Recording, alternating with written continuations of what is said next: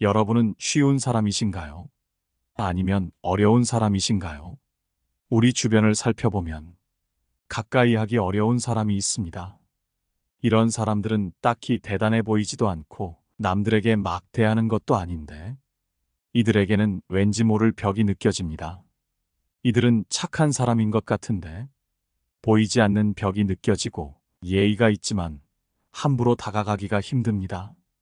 이런 사람들은 좋은 사람들에겐 잘하고 선 넘는 안 좋은 사람들에게는 벽을 쳐버리기에 좋은 사람들만 주변에 모이게 됩니다. 이런 사람들의 특징은 무엇일까요? 오늘은 인간관계에서 힘이 느껴지는 사람, 가까이 하기 어려운 사람들의 특징에 대해 알아보려고 합니다. 인간관계에서 반드시 도움이 될 지혜를 잘 들어봐 주시기 바랍니다.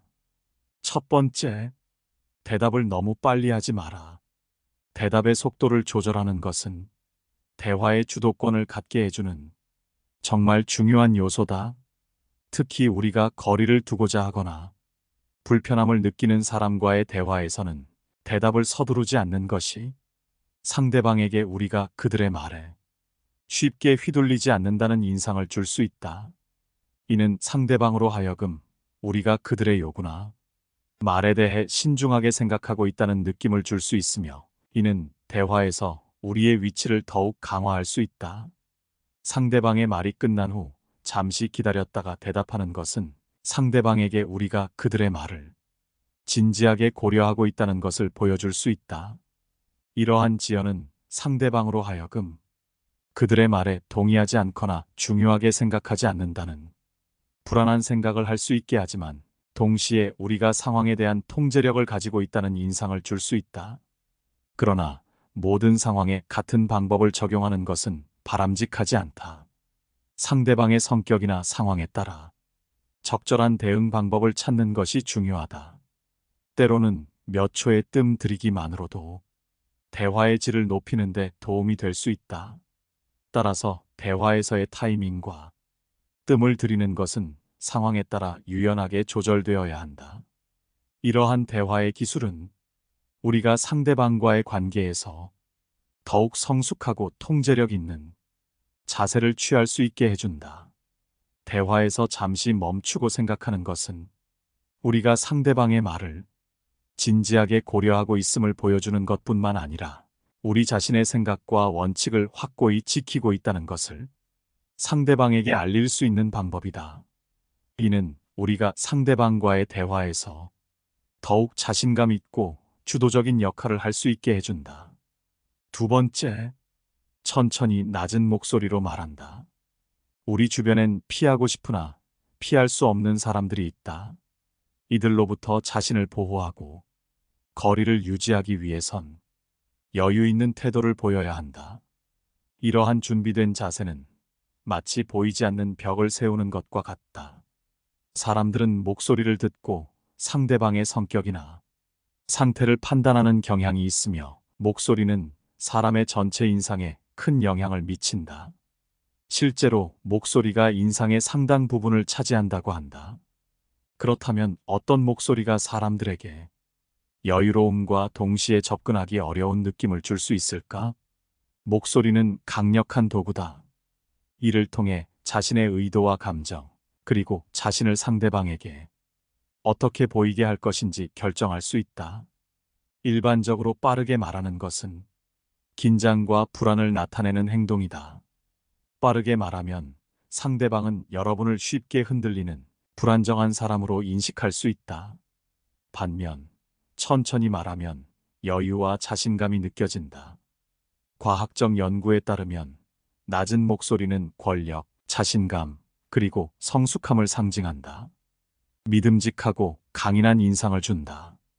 그래서 많은 정치인이나 CEO들은 낮은 목소리를 통해 자신의 위상을 드러낸다. 천천히, 그리고 낮은 목소리로 말하면 자연스럽게 여유로운 태도가 따라온다. 이러한 여유로운 태도는 쉽게 굴복하지 않는 사람으로 인식하게 하여 마치 보이지 않는 방패와 같은 역할을 한다. 비록 의도하지 않았다 해도 천천히 말하는 습관은 비밀스러움을 자아내며 사람들이 상대방 말 뒤에 숨겨진 의미나 감정을 알고 싶어 하게 만든다. 그러나 동시에 그 비밀을 풀어보려는 노력은 상대방에게 벽을 느끼게 만드는 효과를 가져온다. 이처럼 목소리의 힘을 이해하고 적절히 활용함으로써 우리는 상대방과의 관계에서 우위를 점할 수 있으며 자신의 의견과 생각을 효과적으로 전달할 수 있다. 목소리를 통해 자신의 인격과 태도를 표현하고 상대방에게 긍정적인 인상을 남길 수 있는 것이다. 구체적인 방법은 두 가지가 있는데, 첫 번째는 의도적인 속도 조절이다. 천천히 말하는 것은 의도적인 노력을 필요로 한다. 마치 고요한 물속을 유유히 헤엄치는 물고기처럼 우리는 말의 속도를 조절해야 한다. 낮은 목소리를 내기 위해선 깊게 숨을 들이쉬고 그 숨을 천천히 내뱉으며 발성 연습을 해야 한다. 문장을 읽을 때는 한 단어씩 천천히 발음하며 평소 대화보다 조금 더 느리게 말하는데 주력해야 한다. 이 과정에서 자신의 목소리를 녹음하여 들어보는 것이 도움이 될 수 있다. 이러한 연습을 통해 우리는 말하는 속도를 조절하는 기술을 향상시킬 수 있다. 천천히 말하는 것은 단순히 속도를 늦추는 것 이상의 의미를 지닌다. 두 번째는 말에 감정을 담지 않는다는 것이다. 남들에게 어려운 사람이 되기 위해서는 말할 때 감정을 담지 않는 것이 좋다. 천천히 낮은 목소리로 말함으로써 감정을 표현하기보다는 숨기는 것이 바람직하다. 감정을 중립적으로 혹은 차분하게 표현하면 상대방에게 벽을 느끼게 할 수 있으며, 이는 상대방이 나의 내면을 추측하기 어렵게 만들어 가까이 하기 어렵게 한다. 이러한 방식으로 말하는 것은 상대방과의 거리를 유지하고 자신의 감정을 보호하는 방법이 될 수 있다. 감정을 너무 쉽게 드러내지 않음으로써 우리는 더 신중하고 균형 잡힌 대화를 이끌어낼 수 있다.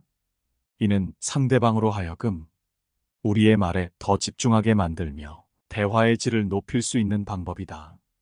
감정을 담지 않고 말하는 것은 의사소통에서 중요한 역할을 할 수 있음을 명심하라. 세 번째, 바른 자세를 취한다. 우리는 종종 신체의 자세가 우리의 정신 상태와 밀접한 관계를 맺고 있음을 간과한다. 일상에서 무심코 취하는 자세는 주변에 강력한 메시지를 전달하며, 이중 바른 자세는 가장 명확한 신호를 보낸다. 바른 자세는 단순히 신체의 배치가 아니라 스스로를 강화하고 타인에게 경계를 설정하는 방법이다. 몸을 굽혀 고개를 숙이는 것은 불안과 부족함의 상징이나, 바른 자세는 자신감과 권위의 표현이다. 상대방은 대화 중 우리의 몸짓과 표정에 의식적이든 무의식적이든 반응하여 바른 자세는 우리가 안정적이고 단호한 인상을 준다. 어떠한 위치에서든 바른 자세는 리더십과 권위가 있는 인물로 인식되게 하며, 이는 부당한 대우를 받지 않도록 경고하는 역할을 한다. 더불어 바른 자세는 심리적 안정감을 제공하여 스트레스와 불안을 감소시키는 데 기여한다. 이러한 바른 자세는 또한 우리가 대인 관계에서 더 나은 인상을 남기고 상호작용을 통해 긍정적인 결과를 이끌어낼 수 있는 기반을 마련한다. 사람들은 자연스럽게 자신감 있고 권위 있는 태도를 가진 사람에게 끌리며, 이는 깊은 대화나 협력을 위한 좋은 출발점이 된다. 따라서 바른 자세는 단순한 신체적 행위를 넘어서 우리의 인간관계에 있어 중요한 역할을 한다. 이는 우리가 더욱 존중받고 영향력을 행사할 수 있는 길을 열어준다. 네 번째, 태도는 처음부터 확실하게 하라. 착한 사람들은 항상 웃는 얼굴을 하고 다른 사람들에게 친절을 베풀며 자신과 의견이 맞지 않으면 양보하고 상대방의 기분을 최대한 맞춰주려고 한다. 하지만 착한 사람이면 착한 사람일수록 초면의 태도를 확실하게 정해놔야 한다. 착한 것과 만만한 것은 별개의 문제이기에 만만하지 않은 태도는 반드시 필요하다. 너무 멀리 나아가게 되면 되돌리기가 어려워지고 결국에는 되돌릴 수 없는 상황에 직면할 수 있다. 이런 이유로 사람을 만났을 때는 처음부터 명확하게 자신의 모습을 보이는 것이 좋다. 이것은 좋은 사람을 사귀는 데 도움이 되며 무례하게 행동하는 사람을 막는 데에도 효과적이다. 따라서 누군가 선을 넘으려 한다면 그 즉시 강력하게 대응하고 정당한 방식으로 반격하는 것이 필요하다. 이렇게 하면 피해자가 되는 것을 피하고 가해자의 행동을 효과적으로 막을 수 있다. 처음에는 다소 차가운 모습이 보일 수 있지만 자신의 의견과 가치에 대해 확실히 표현하면 다른 사람들은 점차 이해하게 될 것이다. 처음에는 불편할 수 있지만 시간이 지나면 서로에게 편안함이 생기고 명확한 의사 표현은 자신이 쉽게 상대방에게 굴하지 않는 사람임을 보여줄 것이다. 이때 의사 표현은 반드시 부드럽고 예의 바르게 이루어져야 한다. 이렇게 하면 자신의 의견을 표현하면서도 점잖은 태도로 상대방의 무례를 지적하며 상대방이 더 이상 무례하게 대하는 것을 방지할 수 있다. 정중하게 대했는데도 상대방의 반응이 무례하다면 그때는 자신이 무례하게 대해도 괜찮은 사람인지 아닌지를 판단할 수 있다. 앞서 언급한 것처럼 자신의 의견을 명확하게 표현하는 태도가 이러한 상황에서 매우 중요하다. 이렇게 자신의 의사를 명확하게 표현하고 상대방에게 무례하게 대하지 않도록 하는 것이 중요하다. 이것은 자신의 권리와 가치를 존중받는 것이며 만만하게 보이지 않는 기본이 된다. 다른 사람에게 어려운 사람이 될 수 있지만 장기적으로는 더 좋은 인간관계를 위한 밑거름이 된다. 5번째, 거절해야 할 때는 거절하는 사람이 되라. 우리는 살아가면서 그때 거절해야 할 상황에 대해 후회하는 경우가 종종 있다. 거절하지 못한 이유를 살펴보면 미안해서라는 이유가 가장 많다. 하지만 거절하지 않으면 나중에는 더 큰 결과를 감당해야 하는 상황에 직면하게 된다. 따라서 요구가 정당하지 않거나 내가 받아들일 수 없는 요구인데도 상대방에게 미안해서 겸손해서라는 생각이 든다면 그때는 지체하지 않고 거절해야 한다. 거절하는 것은 쉽지 않지만 실제로 상대방에게 거절해보면 놀랍게도 상대방이 그것을 당연히 받아들이고 쉽게 물러나는 경우가 많다. 실제로 부탁했을 때 거절하는 것은 자연스러운 일이며 거절 없이 당연히 들어줄 것이라고 생각하는 사람에게는 인간관계에서 크나큰 문제가 있다. 이런 사람은 생각이 없거나 아니면 남보다 우월하다고 착각하고 있는 오만한 사람일 가능성이 크다. 거절을 통해 타인에게 자신이 설정한 인간관계의 경계를 명확하게 보여줄 수 있다. 만약 누군가 자신을 무례하게 대한다는 느낌이 든다면 그 원인은 대부분 자신이 처음에 선을 제대로 그리지 못했기 때문일 것이다. 미안하다는 감정은 잠시의 것이며 그보다 더 중요한 것은 나중에 더 큰 결과를 감당하는 것을 피하는 것이다. 따라서 미안한 감정이 들 때에도 서로를 위해 거절하는 것이 반드시 필요하다. 또한 누군가 거절했을 때 그것을 담담히 받아들이는 태도도 중요하다. 거절을 받아들이는 것은 상대방의 당연한 권리이다. 우리는 타인의 권리를 존중해야만 한다. 누군가의 거절을 받아들일 수 있다면 그것은 그 사람이 타인과 자신의 가치와 권리를 존중하는 인성 좋은 사람이라는 것을 보여준다. 6번째, 다른 사람의 판단은 신경 쓰지 마라. 다른 사람이 나쁜 사람이라고 말한다 해서 내가 나쁜 사람이 되는 것은 아니다. 이 세상 모든 사람에게 착할 수는 없고 이 세상 모든 사람에게 착하려면 말 그대로 호구처럼 굴어야만 한다. 그렇기에 우리는 다른 사람들이 바라는 착한 사람이 되려고 애써서는 안 된다. 이 세상에서 착함의 기준은 개개인의 생각에 따라 달라지므로 그것을 타인이 일방적으로 정하는 것은 불가능하다. 선과 악은 각자의 상황, 경험, 가치관에 따라 충분히 달라질 수 있는 요소이며 환경적인 요인 역시 그 기준을 변화시키는 요소이다. 따라서 누군가 착하다고 생각하는 사람을 다른 사람은 그렇게 보지 않을 수 있다. 그럼에도 불구하고 대부분의 사람들은 자신에게 이익을 가져다 주거나 자신의 의견을 잘 들어주는 사람을 착한 사람이라고 규정한다. 이들은 이익이 돌아오거나 자신의 말을 잘 들어줄 때 그 사람을 착하다고 칭하며 내 편이라고 생각하며 친근하게 대한다. 하지만 그 사람이 이익을 주지 않거나 자신의 요구를 거부하면 그 사람이 변해버렸다고 말한다. 이런 비난을 받았을 때 우리는 자신에게 아무 잘못이 없음에도 불구하고 애써 변명을 시작하고 상대방의 마음을 되돌리려고 애쓴다. 그러나 우리는 자신을 착한 사람으로 보여지기를 원하기보다는 그 진정한 착함이 무엇인지에 대해 깊이 고민해야 한다. 착함은 남에게 피해를 주지 않으며 자신의 말이나 행동으로 상대방이 상처받지 않을까 스스로 생각하고 고민하는 것만으로도 이미 착한 사람일 가능성이 높다. 그러나 대부분의 사람들이 원하는 착함은 자신에게 순응하고 이익을 주는 사람을 말하는 것이다.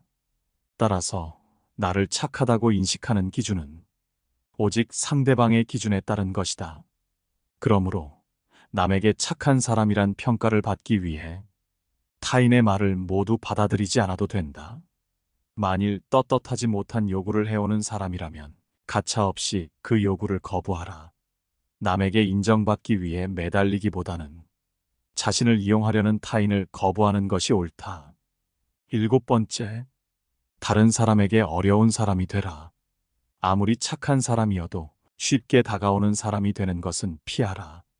쉬워 보인다는 것은 절대 좋은 것이 아니다.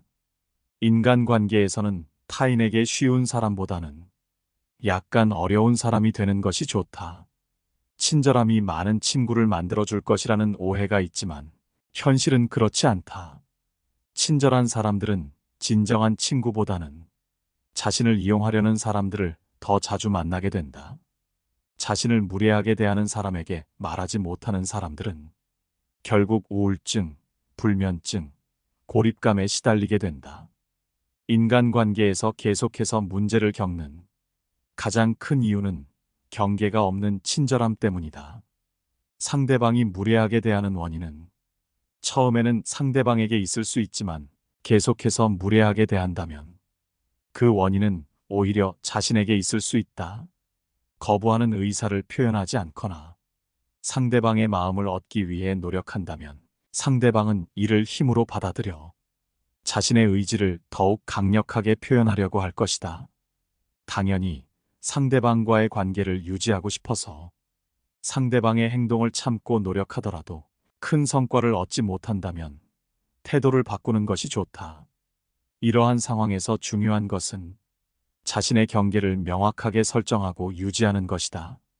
자신의 권리와 기대치를 명확하게 표현하고 이를 존중하도록 요청하는 것이 필요하다.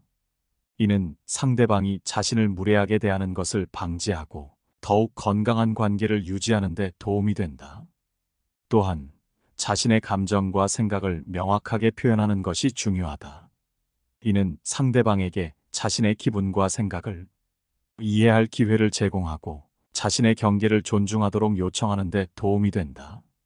마지막으로 상대방이 자신의 경계를 존중하지 않는다면 그 관계를 재평가하는 것이 필요하다. 이는 자신이 상대방의 무례한 행동에 영향을 받지 않도록 보호하는 데 도움이 된다. 이렇게 함으로써 자신은 다른 사람에게 약간 어려운 사람이 될 수 있지만 자신의 진짜 가치를 인정받고 더 좋은 인간관계를 유지할 수 있는 방법이다. 오늘은 여러분과 함께 남이 쉽게 다가오기 어려운 사람이 되는 법에 대해 알아봤습니다. 인간관계에서 쉬운 사람이 되면 결과적으로 손해를 보는 경우가 많습니다. 그렇기에 우리는 내 사람들에게는 다정하게, 선을 넘는 사람들에게는 어려운 사람이 되는 것에 조금 더 신경을 써야 할 것 같은데요. 여러분의 생각은 어떠신가요? 소중한 의견을 댓글로 남겨주시기 바라며 영상은 이것으로 마무리하겠습니다. 항상 시청해주셔서 감사드립니다. 깨달음의 광장